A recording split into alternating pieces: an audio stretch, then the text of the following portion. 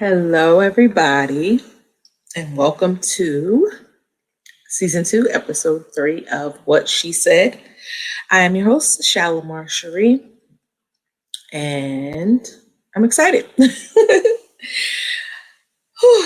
so, happy Mother's Day to all the mommies. I know it was yesterday, but I just want to say happy Mother's Day to everyone, and I pray that your day was filled with a lot of love and laughter and just family time and getting to know and re-know and just loving on your family. Um, and, your mothers, if they're still here, your children, I pray that they just loved on you extra hard. If you are like myself and those that you consider mother figures are not with us and have transitioned on, then I pray that you had a great day in the Lord and that God really rested in your heart and gave you peace for the day. In missing your loved ones. I know that it is extremely hard to some days and some holidays can be extremely hard for those of us who are missing our loved ones. But I just pray that you had a little bit of peace on yesterday for that day. Of course, to me, Mother's Day is every day. I don't particularly feel like one day is enough to celebrate the work that we do as mothers and nurturers and mentors and people who really put their heart out and love on people. It's a daily thing, and I'm grateful to God that my family, they love on me every day. So it wasn't as hard as I thought it would be. I do miss um, those that I consider mothers, those that had a hand in raising me and covering me. I miss them a lot. And so I just spent the day inside. My husband was amazing, went out and he ordered dinner, and I didn't have to cook. And my little ones brought me gifts. They know I love shoes, so I got shoes. Um, and I just spent the day in resting and reflecting and just, praying for peace. So, on today's episode, we're actually going to discuss the mother daughter relationship and just mothering as a whole. I actually saw a really good quote from Shonda Rhimes. And one of the lines in that quote stuck out to me so much. And in the quote, she said, I just want to quote this correctly. I don't want to mess up anybody's stuff. Shout out to Shonda Rhimes. I think she's an amazing, talented woman. But she said 4 things. Motherhood comes in all forms. Giving birth is not a requirement. Neither is sacrifice. Be an example of power and joy, not martyrdom. Not everyone wants kids, so stop asking. But if you do have kids, every day is Mother's Day. I thought that was pretty interesting. Um, and it sparked something, in me and really, as I stated, Mother's Day is a tough one for me because I've lost those that I consider mothers that have mothered me and loved on me. And of course, my biological mother is still alive. Um, and I do have a relationship with her, but it doesn't fit the bill of mother-daughter. We are more like siblings, or the roles can sometimes be reversed. And so those that I consider mothers that have mothered me and reared me and participated in my upbringing, they are not here. My father's mother passed away when I was around 17. My mother's mother passed away just a few years ago. And my surrogate mother also recently passed away. That is a recent, been a year, 2 years. Oh, Lord have mercy. Um, and so I've kind of taken a step back from Mother's Day because I do miss those ladies, and it's hard when you don't have anyone to really celebrate in that way. Um, and it got me to thinking. Uh, about relationships and the relationships we have with our parents, and our mothers, um, and how we mother and how those relationships affect how we parent. Um, and so for me, I can say that how I parented my children was greatly influenced, by how I was parented and how I was mothered, and my relationship or lack of relationship with my biological mother. Um, Hindsight is 2020, and as an adult, I understand. I've grown to understand that, um, she just wasn't able to give me, what I needed, uh, and because she lacked what she needed. Um, I'll say this because her story is not mine to tell. However, it is a very powerful one, and I will give her credit there because she is a survivor. Um, but due to the trickle down of trauma, because trauma does trickle down, and when trauma trickles down, it creates generations of trauma, which turn into what? Generational curses. Um, but praise be unto God, it stops with me. Um, that is the mantle that I believe that God has given me, that I picked up when her mother passed away, to break some generational curses, um, and stop the generational warfare. And it stops with me. And so I made different choices when raising my children and parenting them and loving them and giving them. But I also made some mistakes, some missteps, because I lacked, some things. And we all know that, when you lack something, you tend to overdo it. And so there were some areas that I overindulged in with my children because I lacked those things coming up. So my biological mother, suffered a lot of generational trauma. There were a lot of things that she witnessed and experienced in her life that affected greatly how she loved, um, and how she, in turn, loved myself. And I do have a sister, and my sister. And so those things that she lacked left a void. And so when I had children, um, I promised to myself that I would ensure that my children never suffered those lacks. However, um, some of those things manifested in an unhealthy way. My children are spoiled. Um, uh, I have, a 23-year-old, 21-year-old, and then I dropped all the way down and lost my mind.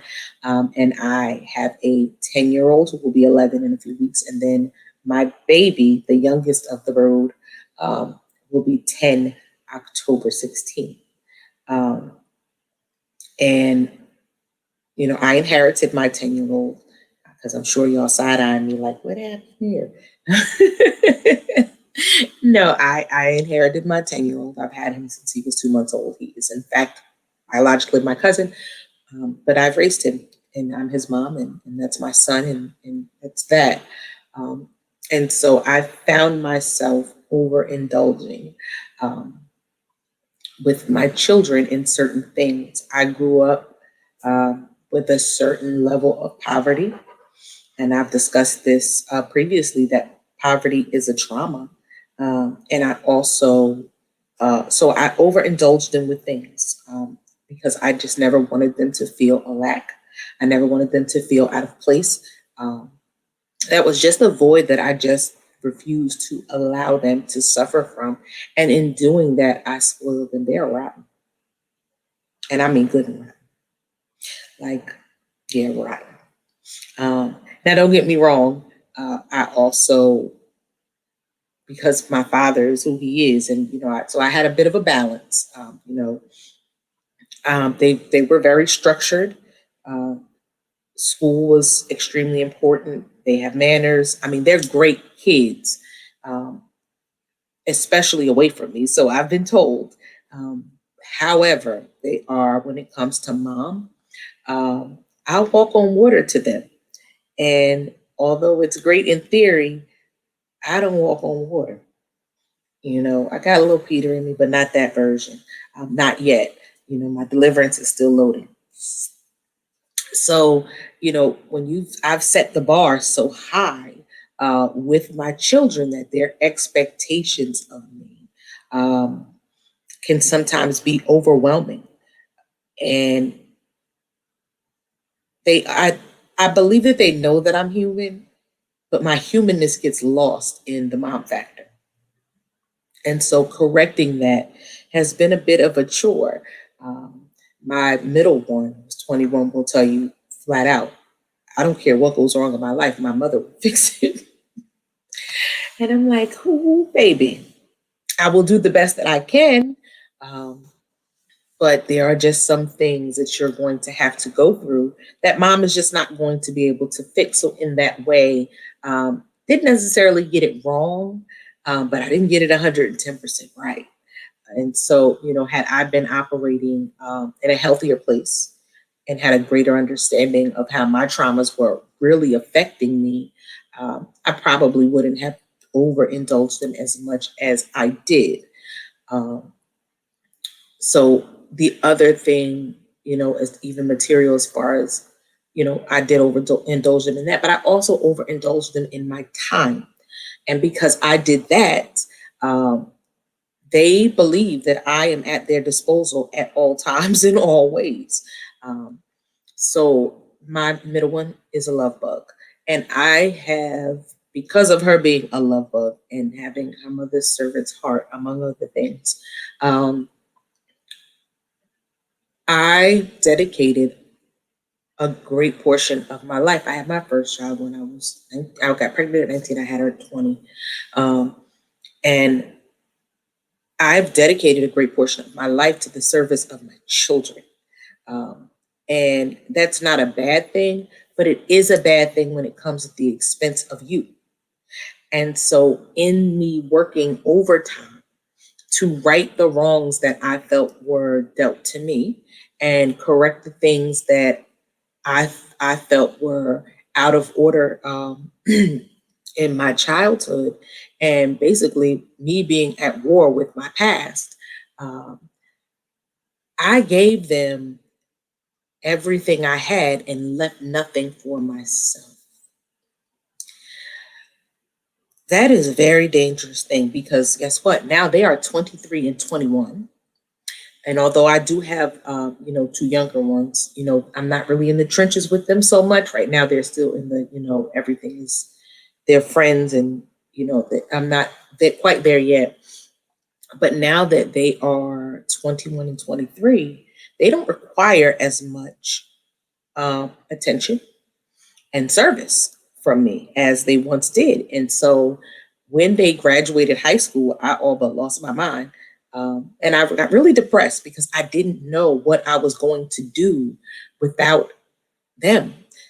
They had become everything. Everything I did, every aspect of my day was centered around my children, though, my two older children. And then, of course, the second set when they came. And I didn't know how to be. I didn't know what to do with myself. I didn't really have friendships. I didn't really have hobbies.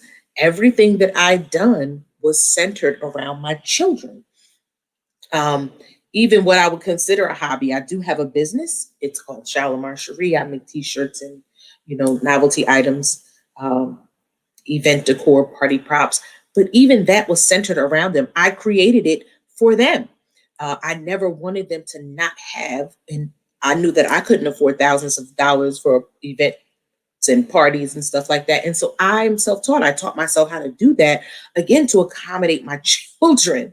And you know, thank God it literally I built the foundation of having an excellent business. I have great clients. It is a wonderful supplement to my income. Um, However, even that was centered around my children. My outreach was done and created because my daughter wanted to make sure that all of her friends had every advantage possible. And of course, my mom can do that for you because she's superwoman to me. Um, and so when they graduated, my husband and I sat back and looked, and literally we watched 16 children walk across a graduating stage that we had had our hands on, whose parents had allowed us to be a part of their children's lives and participate and be their village. And so when you've been the village um, for 20 some odd years, and those babies that you've nurtured and put your hands on and sewed into and loved on all walk across the stage, it's like, now what? What is my next? What do I do now, God? Because I'm this is it for me. This is what I've always done. And it was like a culture shock. It was like, what just happened? You know, what happened? And so I had an adjustment period of worry and fear of what who was I and what was to become of me without that. That was my identity. And it became my identity in such an unhealthy way. And so when I got started my journey, or not even started, I'd always been on the journey, but when I hit the peak of my journey to healing, I realized that that was so unhealthy. I had been hiding behind my children um, for so long. And I was literally not at war with the world. I was at war with my past because these girls, my children were going to be, they were going to have it different. They were going to have advantages that I didn't have, that I missed out on. And I spent so much of my life and my time um, wrapped up in them that I left no time to develop me. And don't get me wrong, within there, they've always encouraged me to do things. I went to nursing school. I'm a nurse. I went to college. I have every certification, on the face of the planet. And here I am now with accolades of my own, but I never put any effort into really developing them because everything was them. And so it was my middle one, that mirror. She looks like me. She acts like me. Jesus, I don't know. You know when your mama said you're gonna get it back. Yeah, I got that back tenfold. I ask God every day, when is the punishment going to stop? Because she is truly my mirror. But she set me down. The two of them set me down. My oldest doesn't speak much. She's a very quiet, intellectual type. She's real quiet. And they said, we're afraid to go away to college because we don't know what you're going to do. Excuse me? And I realized then that, yes, our children do see more of us than we think. They may not speak on it, but they watch everything. And they proceeded to tell me how they were concerned about leaving for school because my life was them. And what was I going to do without them? And they were concerned. Um, and little did they know, so was I, because what's my next level? This was everything. They were my everything. We grew up together because I was a young mother, and so I spent my 20s mothering, learning how to be a mother and the best woman that I could be, while the priority was being a mother for them. And yes, I have younger children, but that demand wasn't there. Um, I'm, married, and so I have a different support, and I have them, and so it was just different. It was a different level, and they were right. I had allowed myself to become so engrossed in them that I forgot about me. And now at 42 years old, what do I do now? Like, how do you become at 42 years old? Well, it's possible. It is possible. And so um, we have to be mindful of the relationship and how we set the stage and the tone of our relationships with our children. Um, and not that I would change much, but I would change some things. I would have pulled back a little more and allowed more time for me, because now I don't even, I was in a place where I didn't know what self care was. What's that? Um, Friends, girlfriends, what are that? What's that? Because I've always been here for my children, so I've really had no time to go out. I do have, some. I did have, some core friends throughout my life. We were all mothers. Our children are literally the same age, and we bonded, and we've been friends since children. But the interaction was slim to none because all I had was my children. And so now I had to learn how to be again. I got dead air. I didn't know how to be without them. And I started to drown a little bit and I got a little sad and I was going through like a slight empty nest syndrome, even though my nest wasn't completely empty. Um, and so I had to readjust and I had to find things for me and I had to focus on me. And when I decided to focus on me was when my healing journey really took off because now I've got time. And in doing so, I recognized all the things, the missteps that I made in raising my children. Um, and overindulging them and how it will definitely come back to bite you in the butt because it came back to bite me hard.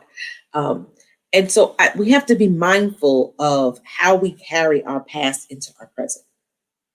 We have to be mindful of how we allow the things that we didn't have to dictate what our children will have.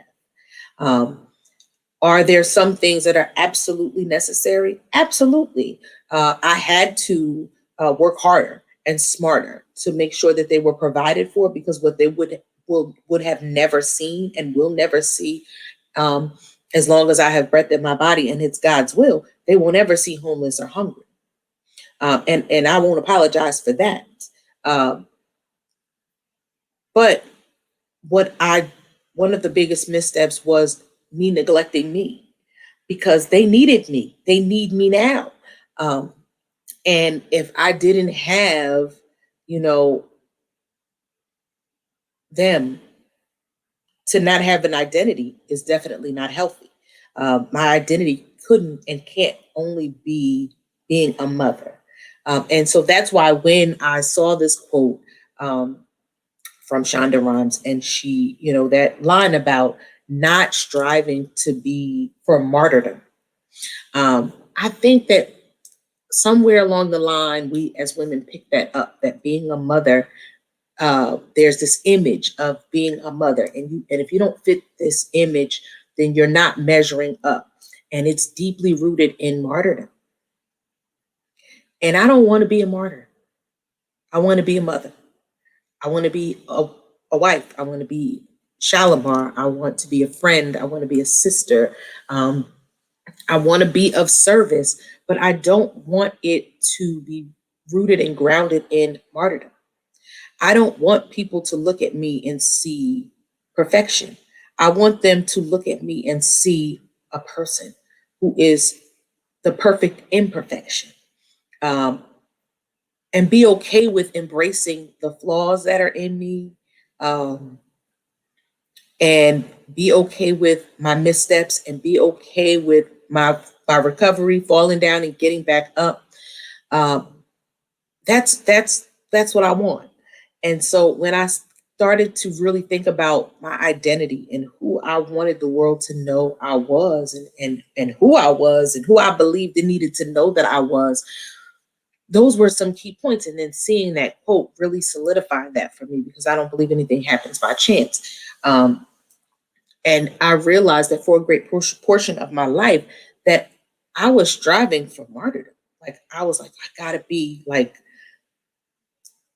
Leave It to Beaver perfect. No, that ain't what I want. That ain't what I want. I want to be human and be okay with being human. And I want my children to understand that being human is okay because at some point they're going to become mothers. And part of breaking that cycle of trauma is not just the things that you have experienced, but the characteristics that you develop and the poor habits that you develop from surviving trauma. And so I realized that I needed to break those things because I do not want my children to carry them over into their parenting, and end up where I was, overexhausted and with a lack of your own identity and having your identity only being your children. Um, you're a woman, you're a person. You have your own needs and desires, and they matter and they take precedence, along with being a parent. And that's okay. Be okay with that. I touched on this in prioritizing me, making yourself a priority. Um, and that's so it's okay to make yourself a priority. It doesn't make you selfish. It doesn't make you mean. You have to make you the priority. And because I was carrying those things, um, when you get when you're in that headspace of trying to outrun your past and doing battle with it, and I'm gonna do everything better, you tend to also fall into the trap of absorbing the things that other people say and their directives and what they view um, being a woman, a mother, a wife should be, and it makes you vulnerable and susceptible to those opinions, um, and that can be a bad thing for you.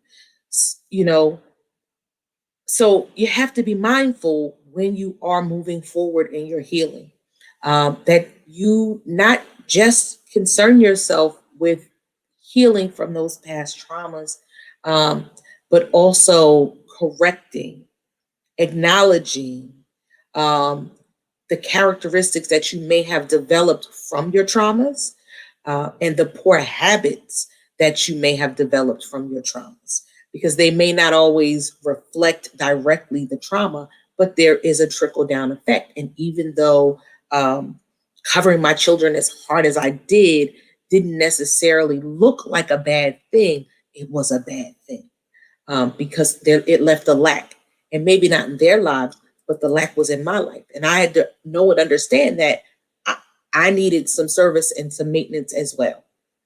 I needed to know and know who I was and know who I am, and you can't do that when you're so focused on your children and being just a mother.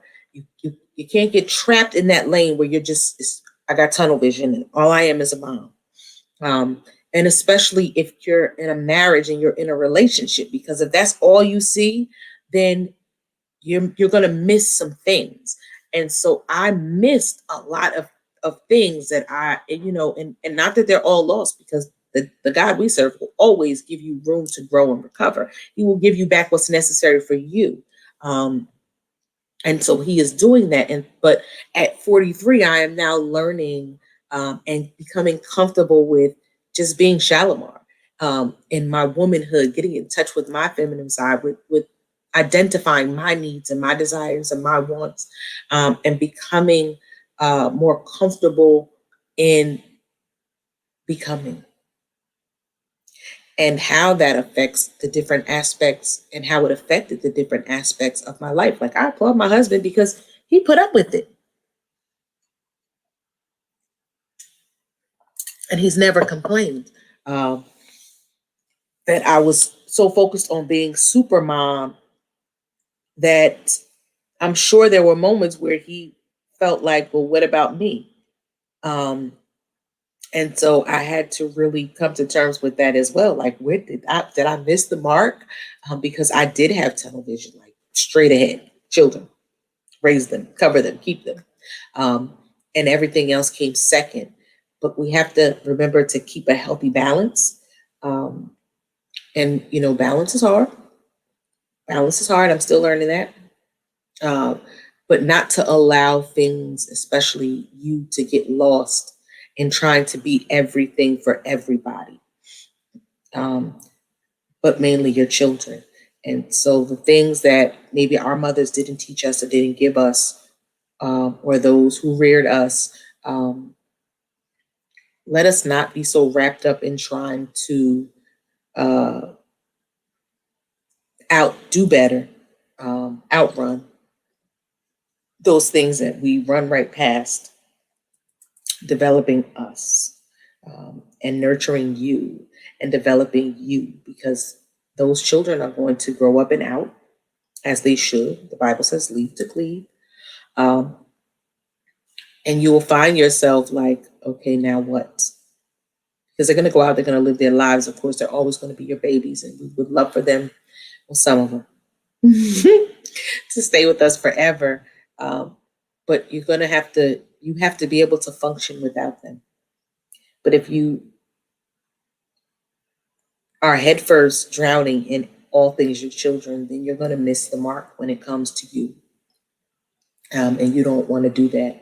And so be mindful that in your healing is not just the trauma, um, it is also the characteristics and the habits that you developed, defense mechanisms that you developed, um, and and when you're coming out of that, that have to be accounted for as well. Um, and so, again, when trauma victims go into parenting, for myself, I spent a lot of time again trying to outdo those things, and in doing that, I lost me. And getting her back, I mean, was great. It's fun. I'm totally enjoying discovering who I am and what I like and what I love and what makes me happy, and new hobbies, and having social outlets and having friends and having sisters. Um, my husband and I just celebrated 10 years of marriage on May 3rd, and we went on we kept it simple. We did a couples weekend with some of our best married friends, and it was couples. And when I say it was great to be able to have that social outlet for both of us, um, and to really enjoy ourselves in an adult manner without it being about the children. And that was so enlightening for me. Um, and I thoroughly, thoroughly, thoroughly enjoyed it. And I can't wait to do it again. um, but it was also a reminder of how much I missed and how much I gave away, trying to outrun and outdo, um, the traumas of the past. And not for nothing, uh, what my biological mother did or didn't have it doesn't have to be what I don't have. Um, and again, I applaud her as a survivor. Um, and I love her, but I can't allow those things to dictate how I live. And a lot of times, even though we feel like we're healing, we don't realize that those things um, can present themselves in our everyday lives, even though we feel healed, because we miss the characteristics and the bad habits that we develop, and some good habits that we develop um, when we're in survivor mode. And so that was my message for today. I mean, I'll probably touch on it again because there's so much more um, that we could talk about when it comes to that. But this was a great, to me, conversation opener. Um, don't strive for martyrdom. Embrace your humanness. Uh, you don't. You're not a statue. You're a person. Your feelings matter. Your wants, your needs, your desires. Um, that is all encompassing. And you being a woman um, doesn't stop because you are a mother. Um, you needing some things for you doesn't stop because you're a parent. Um, it actually becomes a little bit more necessary because you need an outlet, you need an out. You need to be able to compartmentalize those areas of your life so you don't get tunnel vision. And I feel like, although, I think my kids turned out well, again, there were some areas that I could have done a little bit better, especially raising girls. Um, but hindsight is 2020, and we're here now. And I have no regrets, and I wouldn't change a thing. They're amazing, but there's always a way to do better going forward. And so I learned from that, and I'm still learning.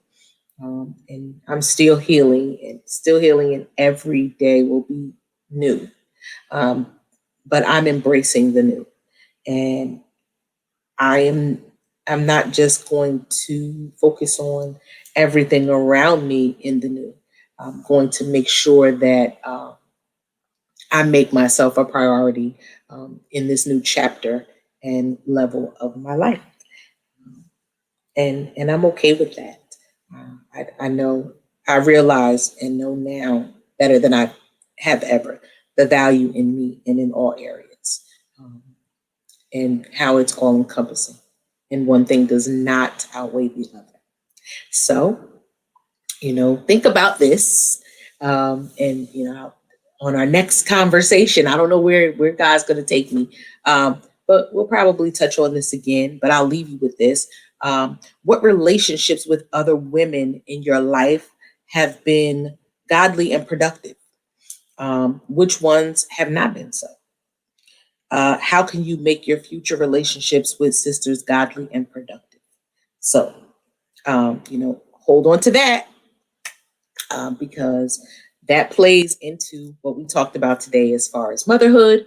And I will be touching on that subject in a future video to come. But I just wanted to leave you with that, because our relationships, or lack of relationships with the women that mothered us, and authority figures, adults that were over our lives, yet that affects our outside relationships too, as I'm learning. So, this was on motherhood and how those things affect it. But let's talk about our relationships and other relationships and how productive they are.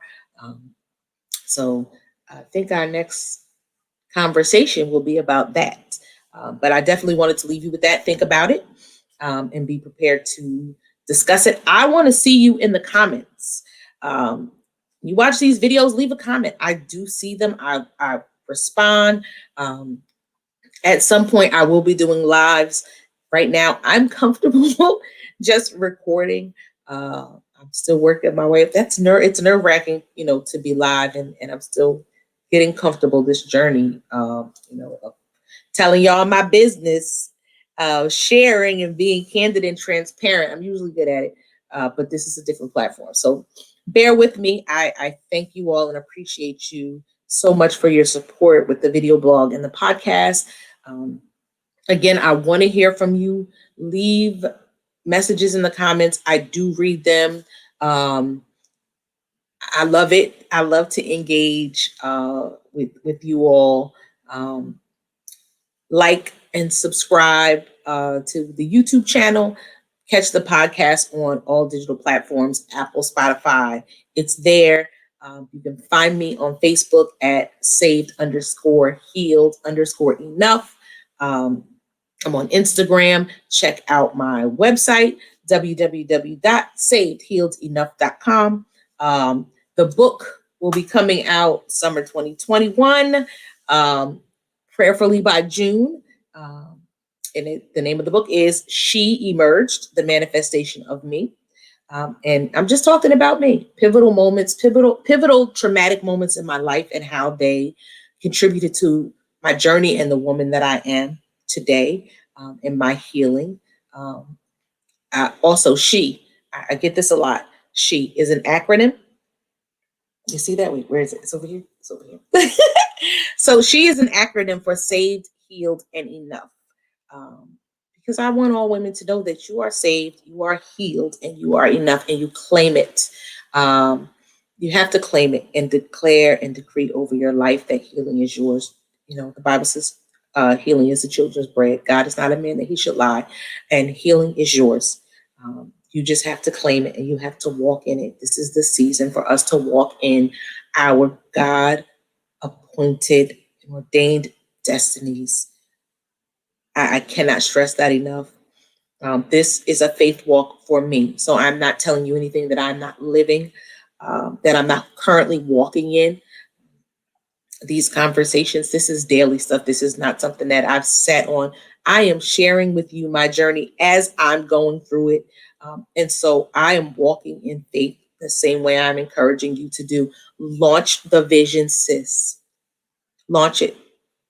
And you'll see that you are the vision. You are what God designed you to be. You have to believe it. You have to believe it and walk in it. So, just as the sun rises every day and alone and manages to shine, the moon rises every evening alone and still manages to light someone's way. Be the light, light someone's way. You are capable. You are loved. God loves you, and I love you.